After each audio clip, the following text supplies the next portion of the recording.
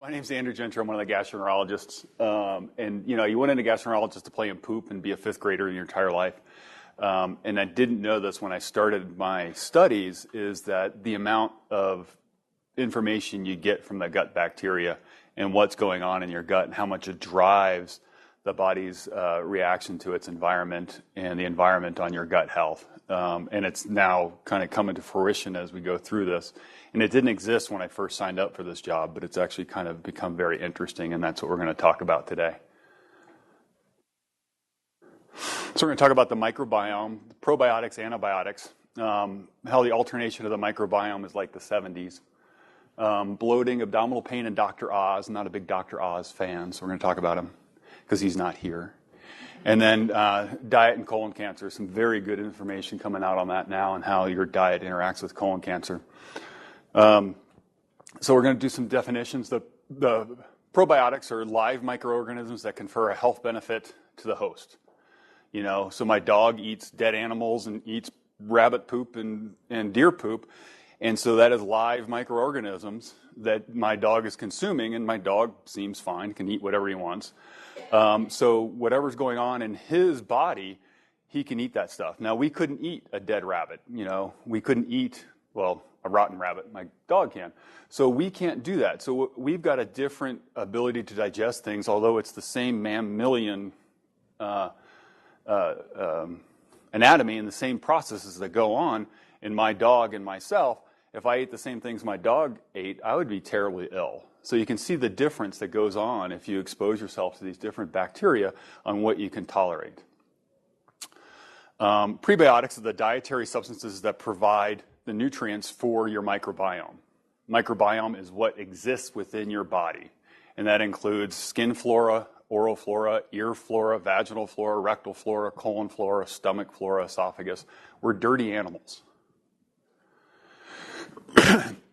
The gut bacteria, this is just the gut bacteria, outnumber the number of cells that we have in our bodies. So we have about 1 trillion cells. No one's bothered to count them.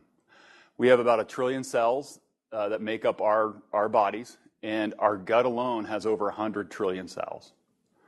Every time we poop, unless you've had a whole bunch of corn on the cob, a bunch of peanuts, the fecal mass, 60% of it is just bacteria that have grown within our bodies.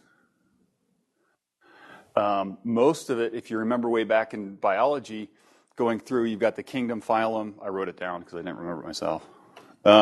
We got the kingdom, phylum, class, order, suborder, family, genus, and species. So we're Homo sapiens. Cells in most of the bacteria that live within us, we do not have the genus or species. We're still stuck at the family of these bacteria. So as we do these DNA tests, they're like, yep, we know it's a Clostridium species or a Flavonian species or a family, but we don't know what genus it is, and we don't know what species it is. So they just don't have the DNA beyond that level. There's so much that goes on. And if you think about it, you were born with a bunch of bacteria, and you've acquired bacteria through your life, and the cell cycle for bacteria is about 6 minutes. So bacteria reproduce every 6 minutes, and they double every 6 minutes. That's why we poop so much. Well, so much bacteria. That bacteria, you probably have a unique species to you alone. Because bacteria swap DNA. That's how bacteria survive and how we have so many different species of bacteria. And you're a warm body. You've eaten food your entire life. It's dark. Bacteria love that. And so you probably have you're special. You have a unique bacterial species that no one else in the world has, just because the environment and the way you've exposed your body to that environment. So what's interesting is that when you look at the Western style of living and the type of food that the Western society is driven to, our bacterial diversity has gone down. So this Yanomami tribe is an Aboriginal tribe that lives in the Amazon. It has never been exposed to antibiotics. And you can see as they look and they do the sequencing samples of their poop, I don't know how they got them to donate poop, but they did.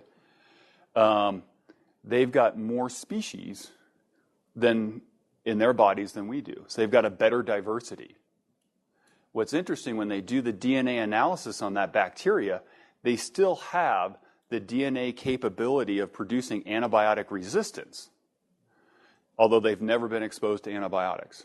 So when they look at the methicillin-resistant Staph aureus, the MRSA, they have that plasmid in their poop, but they've never been exposed to any methicillin or penicillin to have that resistance. So it's just a fascinating, so it's part of the human biology is to have antibiotic resistance in our cells. It's just the matter of giving antibiotics have that selection mechanism, and Darwinism works, and the bacteria that is able to express those genes survive and pass it on to other people. These other two tribes, the Malawan tribe, which is an African tribe, and I didn't know there was a tribe in Turkey, but that's the other red dot there. So the NIH launched the Microbiome Project, an evaluation to find the microbiome of people with inflammatory bowel disease. So people with Crohn's disease and ulcerative colitis have a poop scatter plot because they don't know all the genus and species, so they just put the DNA kind of in the scatter plot, which I'll show you a little later. And people with inflammatory bowel disease, they have a scatter plot way over here. People without inflammatory bowel disease have a scatter plot right here. And they don't know why. Is this because they have chronic inflammation that their poop genome is over here? No one knows. Or is the genome species over here is what's causing their inflammatory bowel disease? And that's what the NIH is trying to figure out, and they've produced some very strange literature on that. Phase 2 is evaluation of infants. So if you look at the C-section rate across America, it's already having an impact on women's hips. So we have changed the evolution of Americans with C-sections. Women's hips are actually getting smaller. And they're getting smaller because of C-sections. Women used to die in childbirth. And so it had the selection process. If you had small hips, you're doomed to die in childbirth 100 years ago. But with C-section, the small hip people are surviving. And that is having an effect on hip size in Americans. So taking that extension, so if you have a C-section and someone slices you open, takes that baby out, the first thing that touches that baby is a sterile glove taken out to an incubator in a hospital which is colonized with a lot of antibiotic-resistant bacteria. And all the gram-positive that live on your skin, that's the first thing that baby sees. Okay? Birth through the child birthing canal is just a bloody, disgusting, poop-filled environment. So the first thing that the baby gets exposed to during childbirth is the vaginal flora and the stool flora that just exists during that childbirthing process. Completely different microbiome, the first thing that hits that baby. And it's having an impact on maybe diabetes, maybe the increased risks of asthma, maybe the increased risks of IBD, increased risks of all the autoimmune disease might be related to this. And that's what the NIH phase 2 trial is trying to figure out. What's weird is they have to ask women for their vaginal flora. It throws them off. So we talked about the different overview of the bacteria that live within our colons. And I just want you to take a look at this. This is the phylum. And again, they don't have the genus and species down, but they know, hey, we've got a bunch of Clostridium, we've got a bunch of E. coli, we've got a bunch of this stuff, we've got a bunch of that stuff. And what I want you to do is the function of these bacteria in this colon. This is kind of a hard slide to see. But one of the things that these bacteria make is butyrate. And a butyrate is one of the fatty acids that our colon cells need to survive. So if it wasn't for our fecal bacteria, our colon cells wouldn't survive. Vitamin synthesis. So this butyric acid is a preferred fuel source for colon cells. It maintains integrity of gut mucosal, this whole leaky gut syndrome. If you don't have bacteria within your body that makes this butyric acid, this leaky gut syndrome is one of those theoretical things that has not been proven, but theoretically things that is going on that causes this chronic inflammatory conditions in patients. It also regulates satiety. It makes you full. So if your colon cells are full, it sends off a hormone saying stop eating. So there's been documented cases of people who've had fecal transplants who became obese and are suing their cousin who gave them the poop. And does it modulate risk cancer? And that's been shown also with some dietary studies. So the effects of probiotics, kind of a busy slide, but it affects your immune system, the neuromodulator cells. So if you have bacteria that produce methane, so if you ever want to light a fart, light it, and if you're producing methane, you're probably constipated. Methane is a neurotransmitter that causes constipation. So if we have a methane producer on a breath test, odds are they're going to be a constipated person.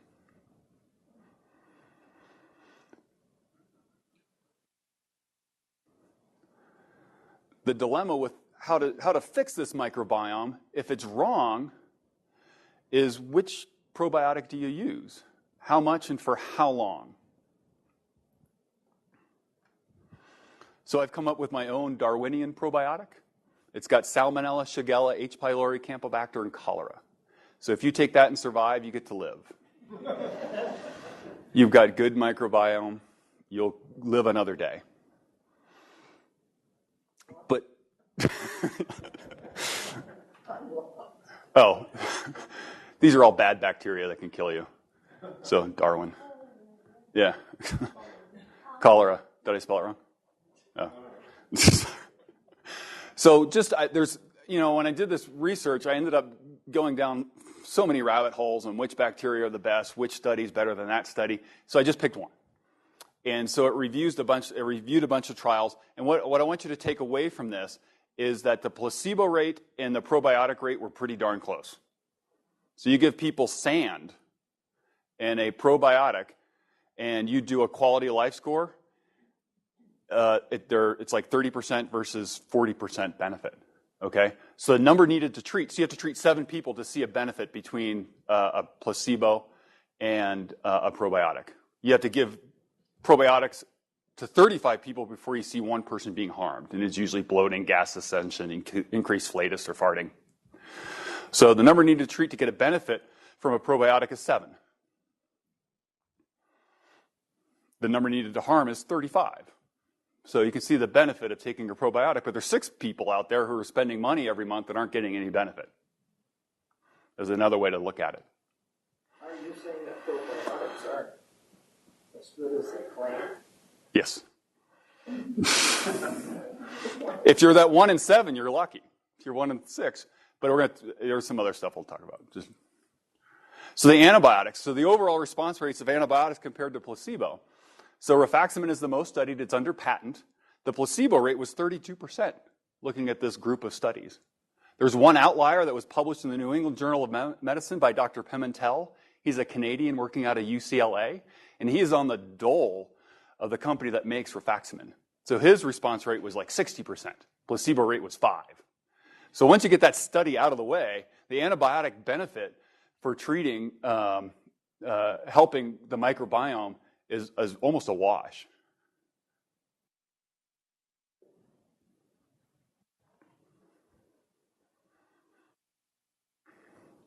So the antibiotics in C. difficile and antibiotic diarrhea has absolutely been studied, and it absolutely helps. So I'll tell you an interesting story. So 5 to 15% of people carry C. diff. So if we studied, I think, we got about 30 people in here, probably 2 to 6 people in this room, if we tested your poop, you would be positive for C. diff bacteria. Not necessarily C. diff colitis, infection of it, but you're a carrier of it, just like some people could be a carrier of strep throat. You don't have strep throat all the time, but you're just a carrier. No big deal. That's how C. diff survives. It hides in some people so it can spread it to others who will get sick. What's interesting is during the first year of life, 84% of infants are positive for C. diff. They don't live in hospitals. So it's in the community. It's everywhere. So we were in Canada.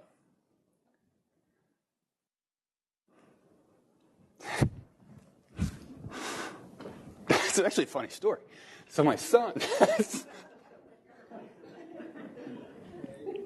got in a lot of trouble. So my son, he had diarrhea.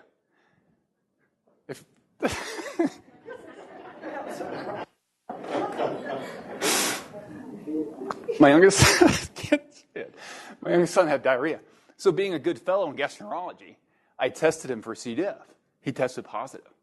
So then my wife told all her friends that my kid had diarrhea and he's got C. diff and it's from me because I'm a healthcare provider. So everyone with diarrhea for the next year, it was my fault. And we were the pariahs. Anyway, that's why I'm crying. It was a hard time. What's interesting, that same summer when we were at a fishing camp that my brother runs, he was cleaning up the well, and there was a dead groundhog in the well. It was there all summer. No one got sick eating dead groundhog decomposing stuff. So 57% of lawn care facilities carry C. diff. What's interesting is these 3 bacteria have been shown to decrease antibiotic-associated diarrhea. And so whenever I put someone on antibiotics, I recommend that they take a yogurt or one of these bacteria probiotics or a mixed probiotic. All right? Because it has everything to gain with nothing to lose. All right? At the same time? Yep. So you have to remember the antibiotics usually get absorbed into your bloodstream. So it's not like the antibiotics being consumed by the bacteria or vice versa. And so it goes into your bloodstream, does whatever, but it helps minimize that risk of antibiotic-associated diarrhea. More importantly, reduces the risk of C. diff. And currently we're doing a vaccine study against C. diff. This is a shameless plug. I'm the primary investigator. So if anyone wants to get vaccinated for C. diff, just let me know. We'll help you out. It's a phase 3 trial for the protein against C. diff. So looking at it, one of our big pharmaceutical journals did a complete review of all the available literature scientific literature on probiotics. And this is where probiotics have been beneficial. Overall wellness in IBS, constipation, diarrhea, abdominal pain, bloating, flatus, better bowel habits, health-related quality of life, and erectile dysfunction. I'm kidding about the erectile dysfunction.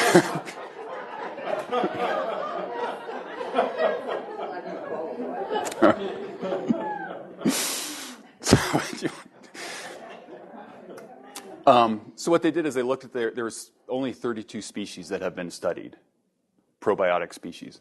And they don't study, when they put these probiotics together, they're not giving you the salmonellas. They're not giving you the campylobacters. They're not giving you the shigellas, things that cause disease. They're not giving you E. coli. They're studying bacteria that are absolutely safe in humans.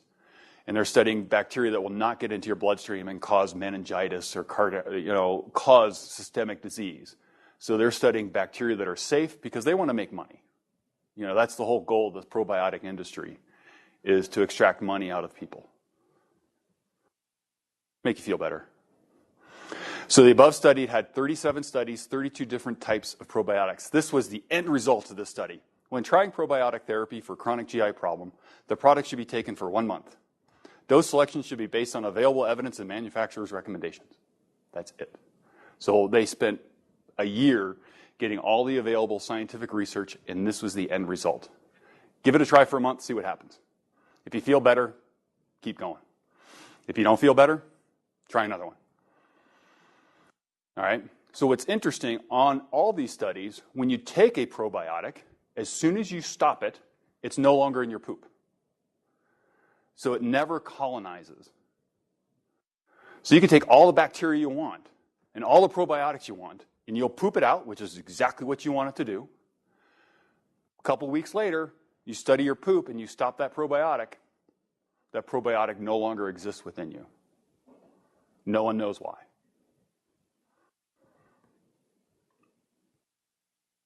So I'm going to talk about 2 products.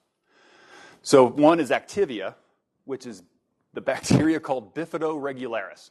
So now, do you think some scientist found this cool bacteria and called it Bifidobacterium? No, this was the Dannon Company who found a bacteria that caused promotility in people and helped regulate constipation. And so they named it Bifidobacterium, patented it, and said, hey, we're going to put it in our yogurt. And they were going to advertise it as Activia. Okay? So you can kind of see how people discovered these bacteria. They can name it whatever they want, and they named it Bifidobacterium regularis. A line, so this is a bifido, you can see it's got the bifidus. They both have the same genus, okay? Both, that was one of the genuses that is absolutely safe in humans. Infantitis, and then it's got a subspecies, so it's like MRSA bacteria, methicillin-resistant Staph aureus versus penicillin-sensitive Staph aureus. So it's a variation of the same Staph aureus, but they put this number next to it. So bifidus, infantitis, 35624 for the align bacteria. This was discovered by Inman Quigley, who's moved to America quickly after leaving Cork, Ireland, because he stole this bacteria from someone who had really good health, and he patented the bacteria and sold it. He was the president of our association. That's how he got to be president. But this study is probably this bacteria is probably one of the better studied bacteria for good GI health and good response. It's just really expensive, and the poor guy in Cork, Ireland, never got a penny. So probiotic bacteria could protect newborns. This just came out like 2 days ago from a deadly infection. So 60,000 babies die from sepsis each year. So they got Lactobacillus planarium, and they isolated it from a diaper. It was done in India, from an Indian baby. What's ironic, it's in saliva. It's in everyone's saliva. Why don't we just spit in our babies' mouths and call it good? But they isolated this particular strain of Lactobacillus planarium, and they put it in pill form, and they gave it to the babies. Side effect is baby bloating. Babies don't care. They don't have to buy new pants. It costs less than $1, and it reduced sepsis. It reduced ear infections. It reduced respiratory infections if they give it to them that first week of life. So this is one of those beneficial bacteria that if you colonize babies early with this good stuff, it will help keep the bad stuff out. Now, why it helps with respiratory infections, no one knows. It'll probably cost a lot more than $1 in America, though. So why are probiotics today a lot like the 70s? In the 70s, we had free love.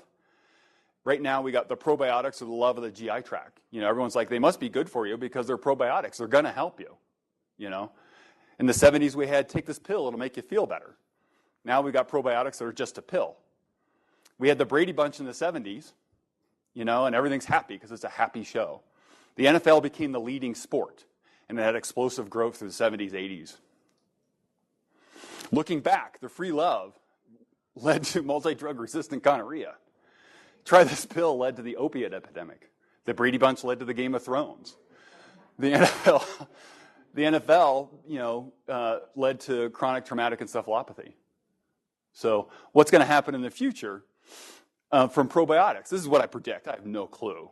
But I can guarantee you the pharmaceutical companies are looking at GMO or genetically modified bacteria to give to you as a probiotic for a designed cause. You want to lose weight? Take this genetically modified bacteria. You'll lose weight. It'll help with that butyric acid inhibition, or it'll give you terrible diarrhea till you lose calories out your anus. Okay? The pharmaceutical companies will slowly run the show. All right? When they first came out with fecal transplants, it was game on. We could have done it all we want. Pharmaceutical companies appealed to the FDA saying fecal transplants are a biologic therapy and cannot be given without FDA approval. And so they banned it for about 3 weeks. And there was such an uproar that they made a clause. Fecal transplants can be done in a hospital for refractory C-Diff only, without an NIH protocol. So if someone comes in and goes, I've got multiple sclerosis, I read where it helps fecal transplants, I say, here's the website for your fecal transplant. You have to do it at home. I cannot legally give it to you in the hospital. It's illegal. And that is the pharmaceutical company going to the FDA and saying that is a biological therapy. So I tell people to eat poop if they want to try it. I don't know if it's going to hurt you. It's not going to help. My dog eats poop. So, which leads me, anyway. The insurance companies will eventually have the final say when it comes to probiotic therapy for health conditions. The growth is going to slow as regulation occurs, and you're going to find the street probiotics are going to start, and gang probiotics are going to happen. So,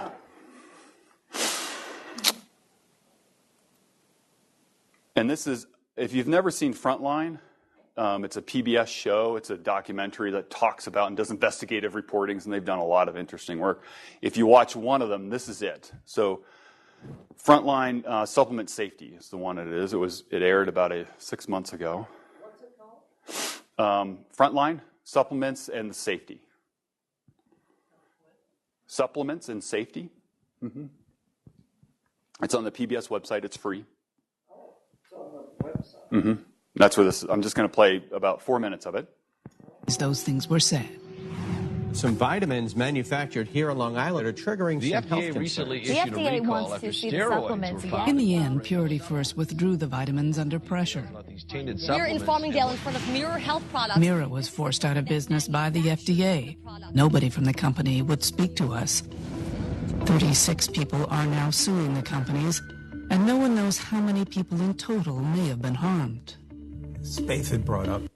So this product was made in New York, and basically they hired an 18-year-old kid to fill the pill fillers. So someone like my son who's just an idiot, nice guy, But I picked him up from Burger King people here.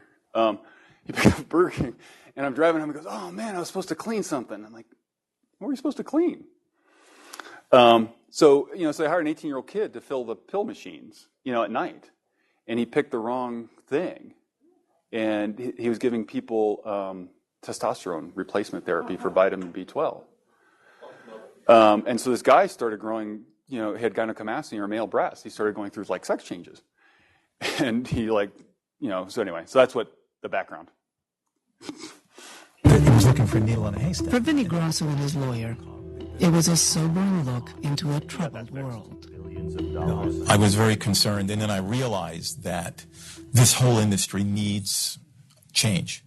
And how much danger we're all in, not just from Purity First likely, but from others that can put anything into these little bottles and put a seal and a label on it.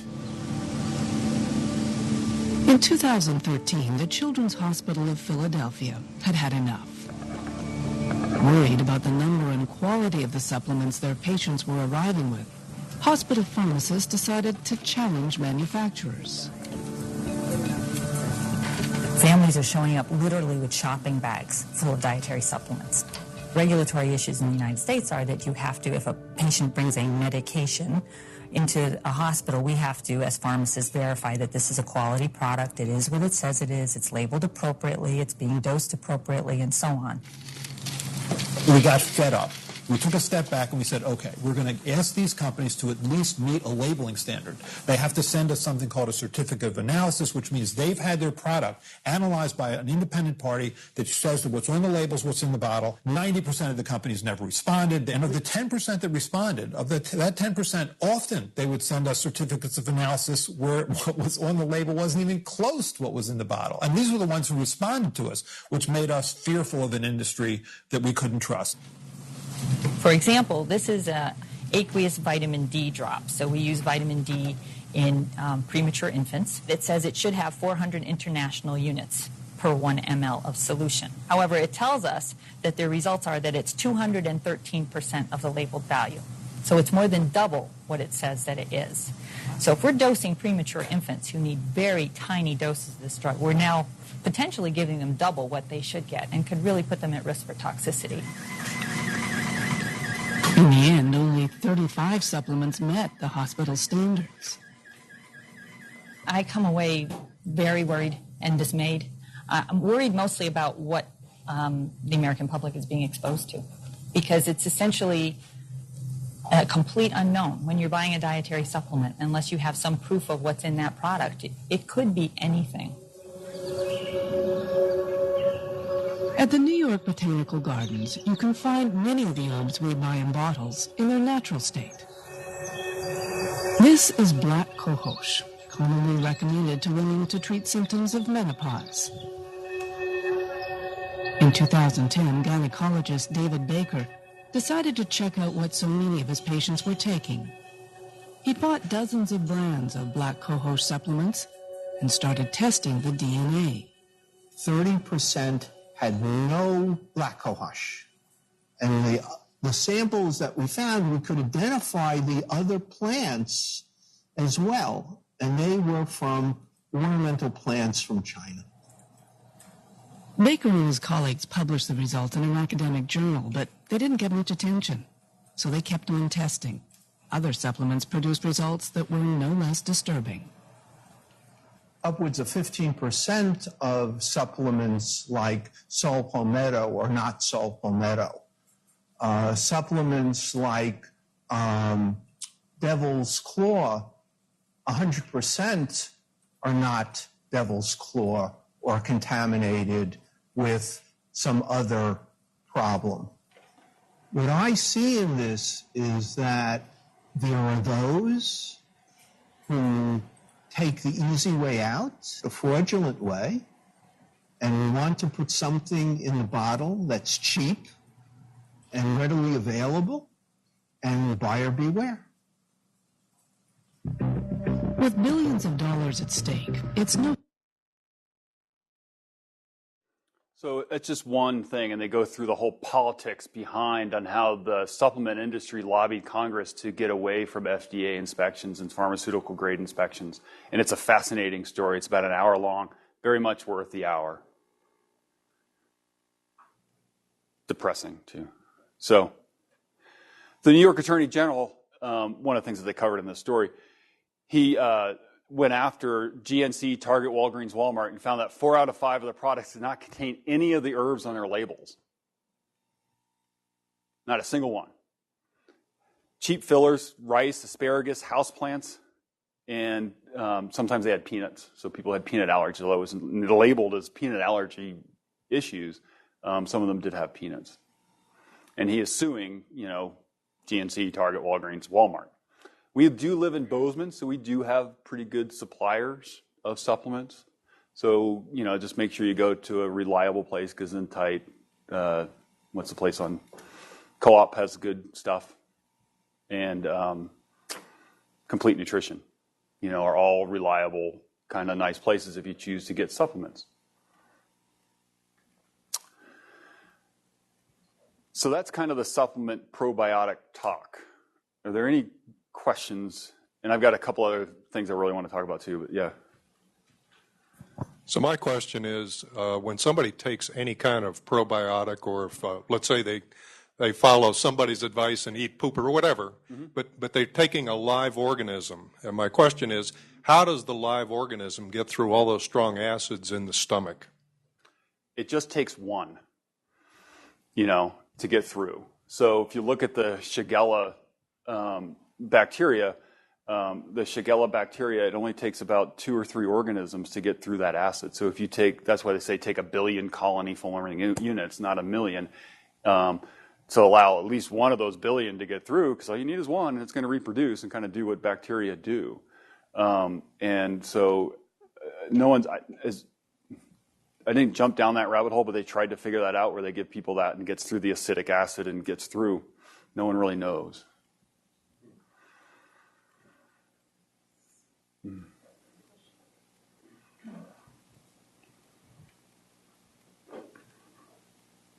So we're going to talk about bloating inflatus.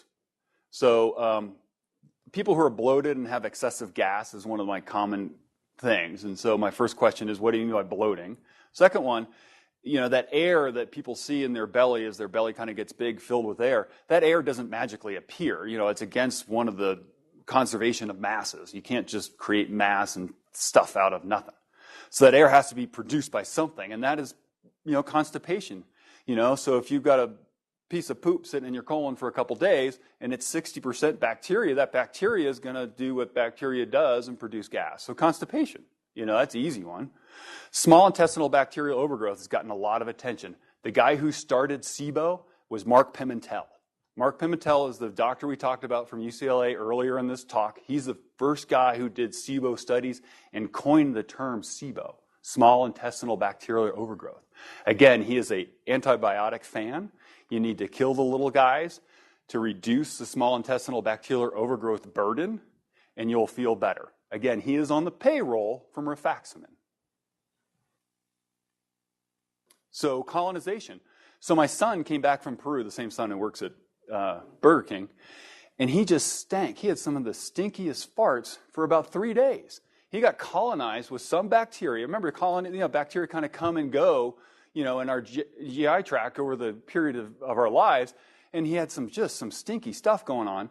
But then after he started eating the food that we feed him, or the food that he normally eats, he kind of got back to the normal, happy, non-smelly kid. So this colonization can be manipulated with diet, probiotics, antibiotics.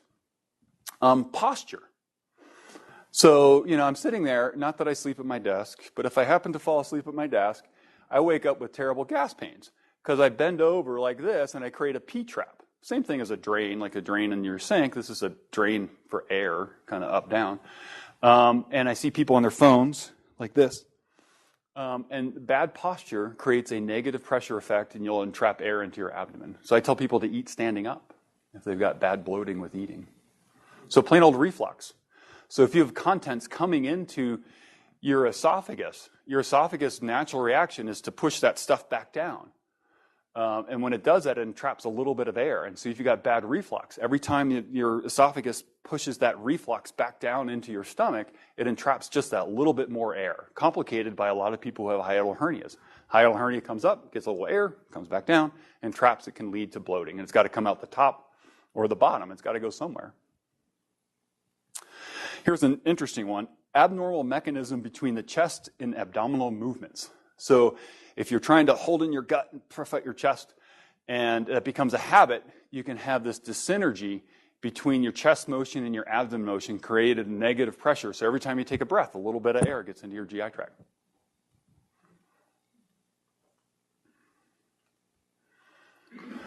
So going to chronic abdominal pain and Dr. Oz. So chronic abdominal pain, I've tried to explain this to patients, and it just gets lost. So you guys aren't paying me, so I'm just going to go into this. So if someone comes into my office and says, hey, I've had pain for the last 10 years, this is it, da-da-da, and the odds of them having something seriously wrong is actually less than the regular population. So you interview the population and you say, hey, do you guys have any abdominal pain? 90% of the people say, no, I don't have any abdominal pain. And you watch that 90%, all right? You watch them for the next 10 years or 5 years. And they'll live their lives. A couple of them will die. Some will get cancer. Some will get run by a truck, whatever happens to them. So that's one. So their risk of life and risk of something seriously going wrong in their lives is one. People with chronic abdominal pain, their risk is less than one. So the odds of something bad going on to someone with chronic abdominal pain is actually less than the average person. And that is the ugly secret of abdominal pain. Chronic abdominal pain. Acute abdominal pain, something separate. Diverticulitis, appendicitis, surgical misadventures, people who've had surgeries gone bad, the GYN organ of darkness, different topic. Chronic abdominal pain from the GI tract is protective. The odds of something going seriously wrong is actually less than the average population. Which is why Dr. Oz lives on the GI tract. He's a cardiothoracic surgeon from Columbia University who does not talk about the chest pain because he'll get sued. Chest pain could be cardiac. People die of heart attack. He talks about abdominal pain. He talks about bloating. He talks about poop. He talks about diet. He talks about exercise. He'll never talk about chest pain, although that's what he's been trained to do. Because he knows if he talks about abdominal pain, there is no harm because people with chronic abdominal pain will not have any increased risk of illness.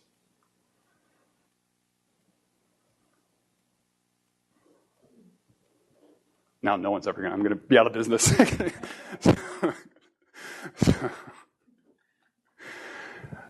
So here's the other thing we want to talk about. That really put a calm on the audience. An interesting study that was done, diet and colon cancer. So African Americans, when they come to America, they've got a colon cancer rate that's relatively high, 65 per 100,000. If you go to Africa, the colon cancer rate in Africa, same age, is less than 5. It's an insignificant problem in Africa. And this is age-match controls. We're not looking at infants versus adults or anything like that. And so someone said, hey, why the change? What's going on here? So they did a 2-week food exchange And so if you look at this, so this is African Americans on a Western diet. And this is that scatter plot that I told you about of poop. You know, remember Crohn's disease and ulcerative colitis have a scatter plot over here. Normal people have a scatter plot here. This is that scatter plot that I'm talking to you about. So they took these African Americans, it was done out of University of Pittsburgh, so these African Americans from Pittsburgh, and they gave them a African diet from and from South American Aboriginal diet, which is essentially a hunter-gatherer, maybe one meal of meat a week, but mostly plants, vegetables, nuts, whatever they can get, because they're hunter-gatherers. They're starving, you know. They're not eating, 5,000 calories. You know, they're getting by with the bare minimum. 2 weeks. They asked them to do it 2 weeks, and they did colonoscopies, before and after. And then they did this poop scatter plot. And you can see just in a 2-week dietary change how their microbiome had such a significant impact. That's better than any probiotic. You can't beat that. You can take all the probiotics in the world that will not have this scatter plot change. Is that good? I don't know. What's interesting is they did the genetics on the biopsies from their colon. The genetic markers for colon cancer went down, and the inflammatory markers and the interleukins went down with this dietary change in just a 2-week period. So on the other side of that, they took the African Americans, the Aboriginal African Americans, and this was their poop scatter plot prior to the dietary change. And they gave them McDonald's. They gave them the typical African American diet from Pittsburgh. And this is what happened to their microbiome. It shrank just in a 2-week period. The biopsies from their colon showed an increased risk of inflammatory cells, an increased risk of genetic markers that predispose people to colon cancer, just in 2 weeks. Now, how they got Aboriginal Africans to agree to a colonoscopy, I do not know. Did they go back to the regular diet? Yeah, I assume so, yeah. Yeah. So what you feed your gut matters. Do not do what I do. I had 2 cookies, a bunch of pretzels. I had a burger. Yeah. So I am not the guy you want to follow around and follow my diet because I just don't have a good diet. But I do want you to watch another movie, and it's called In Defense of Food. It's on Netflix. It was on PBS last year, and it's by Michael Pollan. It's about an hour and a half, and he talks about the Western diet and how it's been manipulated by, I'm not a conspiracy theory, it sounds like I am, but I'm not. But he talks about how the Western industry and our demands for food have changed the way food is produced in America. And he talks about how that's revolutionized our dietary habits and how it's affected our health status. It's a fascinating documentary. But during this, he talks about the common sense approach to eating. And this is what I kind of tell my patients and what I tell people. Eat food. All right? Sounds silly, but food is defined as things that grow, not things that are processed. All right? So if something comes out of a factory in a plastic container, it's probably not food. All right? Those cookies aren't food. Those pretzels back there are not food. That lemonade is not food. You know? The things that we fed you, thank you for coming to this talk, are not the things that we should be eating. Not too much, you know. Only in the past 50 years have we been able to consume 5,000 calories a day. Only in the past 50 years. Prior to that, people starved. 50% of their income went to food. Now it's less than 10% of our income goes to food. And it goes to this whole industrial complex for our food industry to have this processed food. The amount of money we spend on food and the importance of food to us has gone down. So it's important you pay attention to how much you're eating because it is so plentiful that, and you can see it in the obesity rates of America. Mostly plants. Kind of makes sense. It goes to the Aboriginal diet. So when they look at Neanderthals and cavemen, this whole paleo diet, and so eat a whole lot of meat and all this other stuff, when they pull the tartar off cavemen and they look at the tartar and what's in that tartar, it is grasses. They found a butterfly, kind of weird. Insect parts. You know, they were starving. They ate whatever they found. Very little meat. All right? So this caveman diet was not, I'm going to go out there and kill an animal, because they would have been killed. They can't take on a bison. They can't take on a cat. They ate what was ever available, and that included insects, that included dry seeds, that included dirt, that included grass, because they were starving.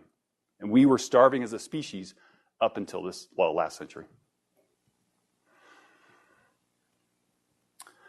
So eat food. Processed food is not food. So people say, oh, I need the GMO or non-GMO, the generic, or what is it, Whole Foods? The word's escaping me. Yeah, gluten-free. I'm all for that one, actually. But nutritionally, gosh darn it.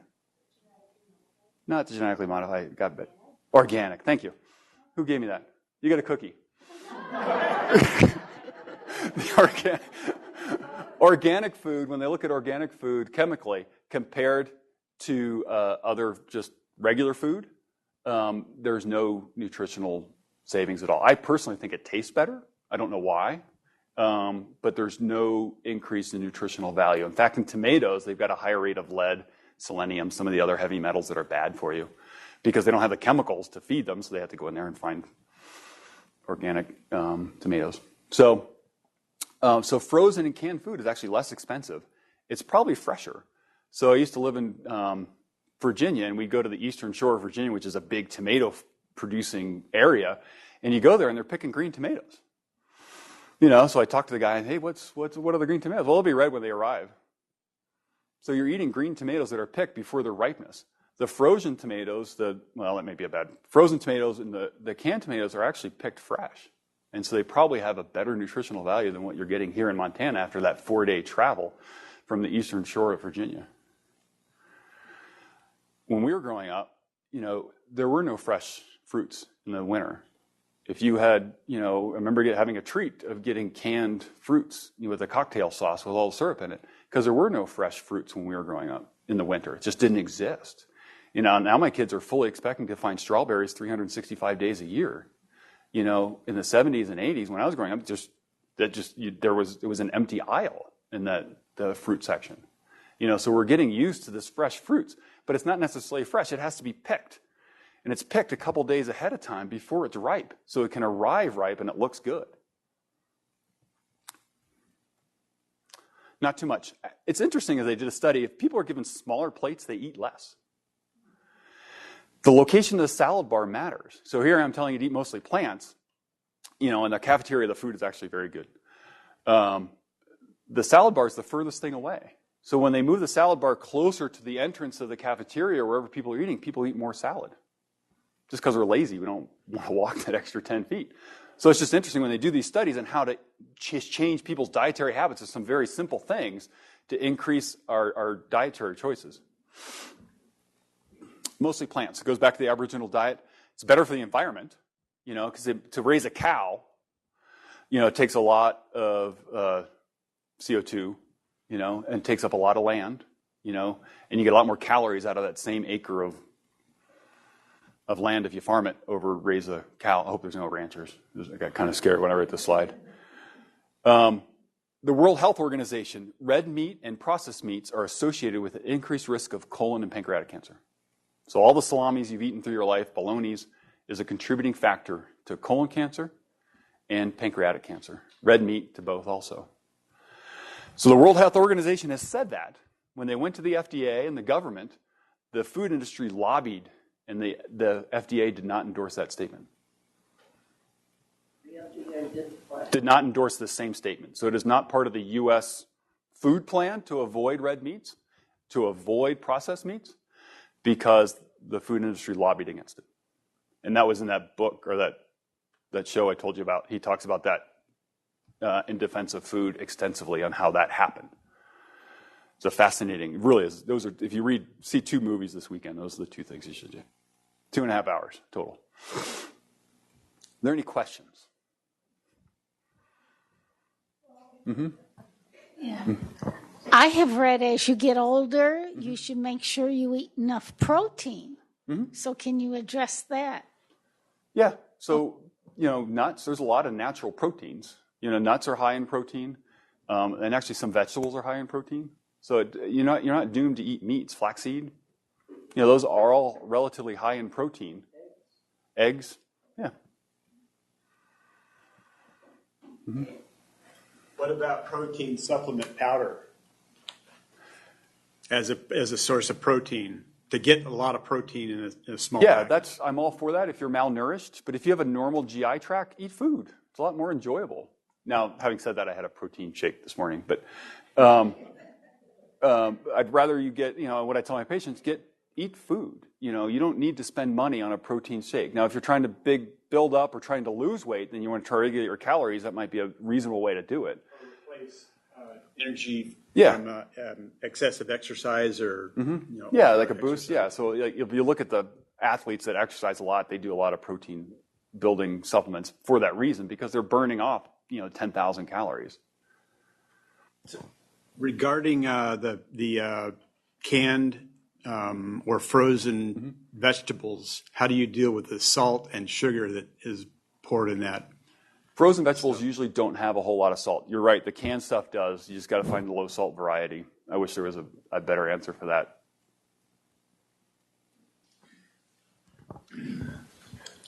I've been told that as you get older, it's important to take protein at a regular pace through the day.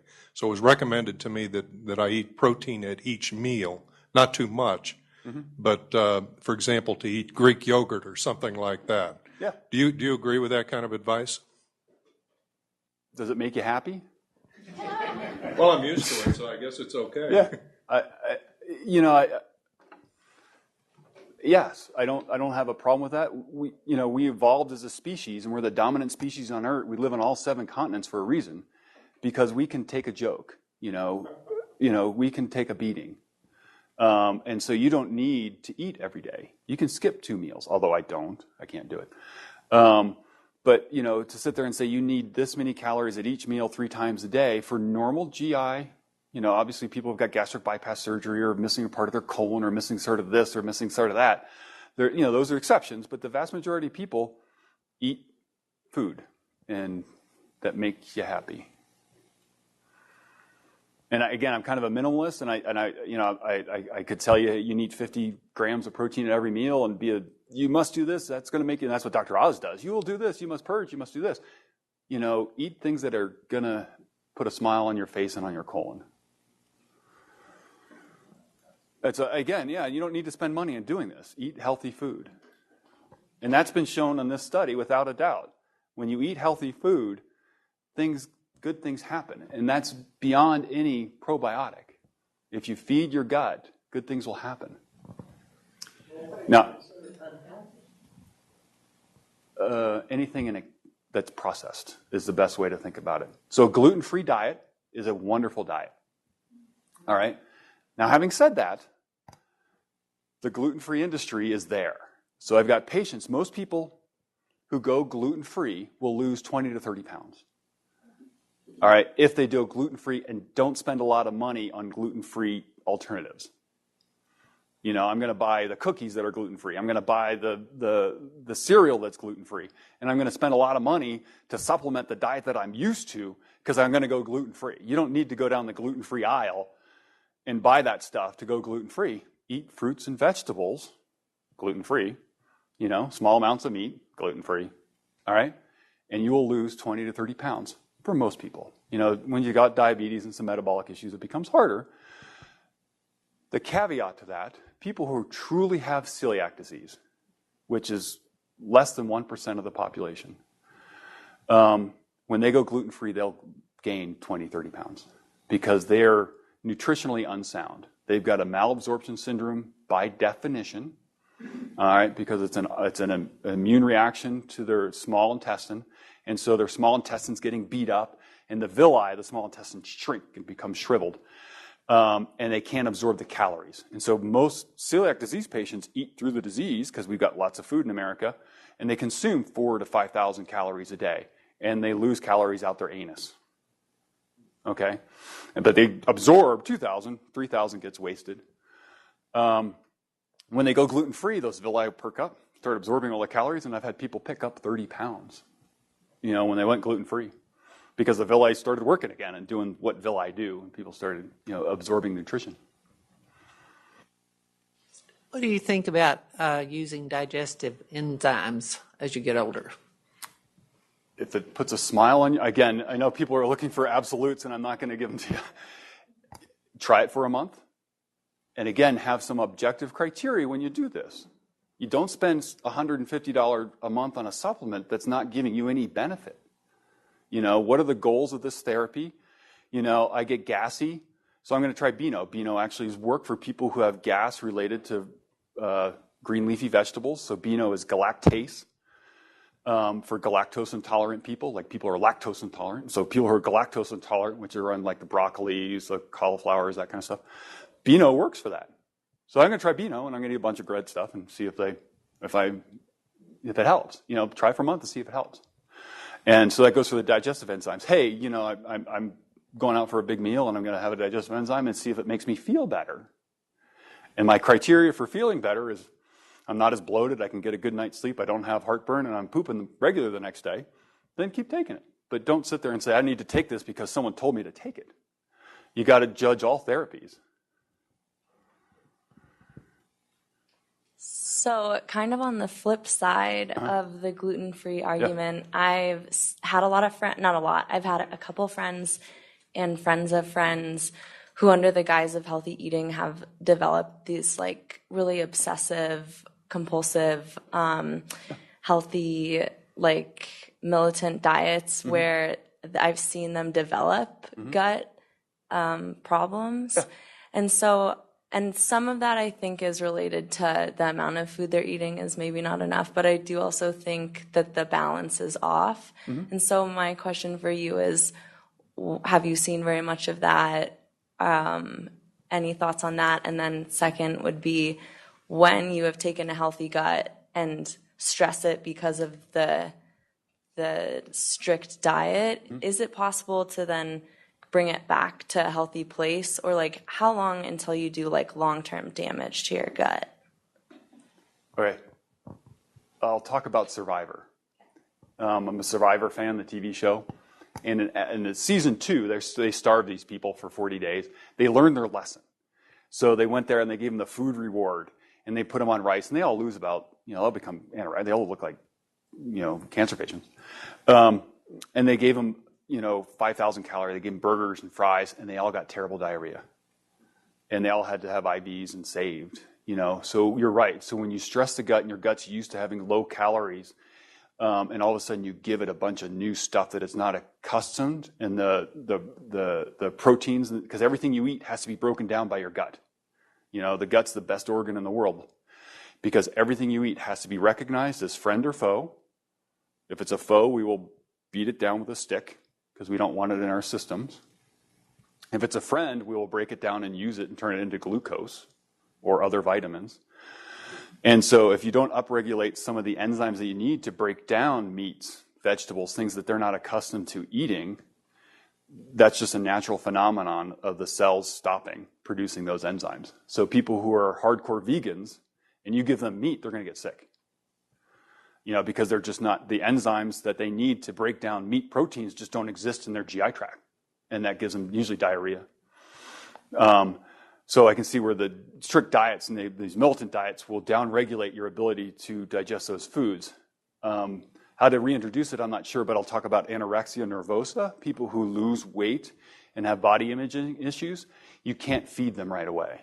You have to do very slow caloric increasing over the course of about 6 weeks before anorexia nervosa patients can actually eat.